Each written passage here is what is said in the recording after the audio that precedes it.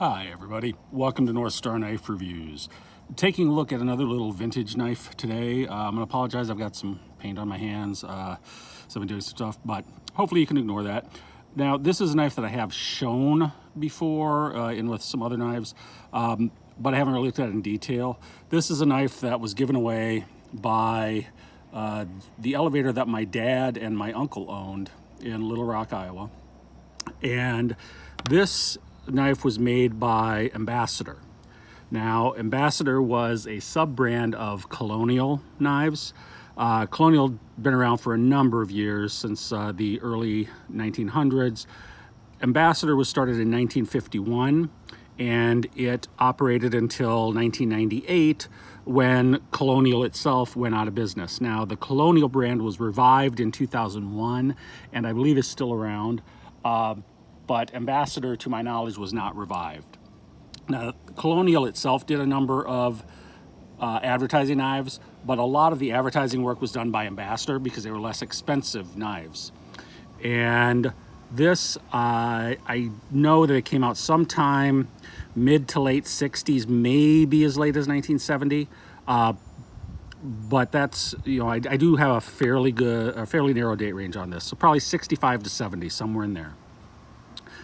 Now, this was a very common type of advertising knife, and what it is there are really no covers per se. What you have are the brass liners, and then they have a recess in them, and then you could make these knives ahead of time, and then this is just a vinyl sticker that goes in there. So you could have the knives made, and then when somebody, like Cruz Brothers Elevator wants to order, let's say 250 or 300 knives, you just print up the little vinyl stickers, you put them in, you ship them out.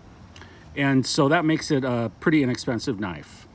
Doesn't mean it's a bad knife, it's just, a budget knife that companies would give away. Now you can see it's got a little serpentine frame, and it is just about 3¼ inches long. Again, the brass liners, steel back springs. You have 2 blades on this, and I have cleaned this up somewhat, not completely. My sister gave it to me. It had been in a drawer at her house for decades, probably, and it was all covered in black gunk. I got a lot of it off. I still have a little bit to do, but I did a little initial cleaning. Now, the main blade is about 2¼ inches long, cutting edge, right around 2 inches. You can see it's a clip point with a long pull. And you can see it says Ambassador USA. And again, this was a sub-brand of Colonial knives. Not overly sharp. These were inexpensive advertising knives.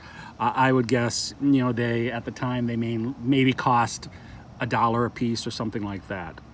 So you've got the main clip blade, and then you have the little pen blade that is not quite 1¾ inches long, with just under 1½ inches cutting edge.